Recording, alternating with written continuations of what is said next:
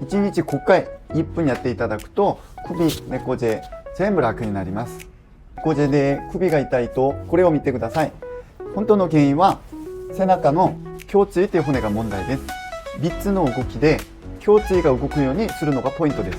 1個目は体を倒す、2個目は回す、3個目は伸ばす。この3つの動きをやっていきます。まずは側屈、正面を向いたまま横に傾けます。次は回旋、床を見るように体をねじります。最後は伸展、天井を見るように上を向きます。一連の動きです。最後の動きでは腰が反りすぎないように注意してください。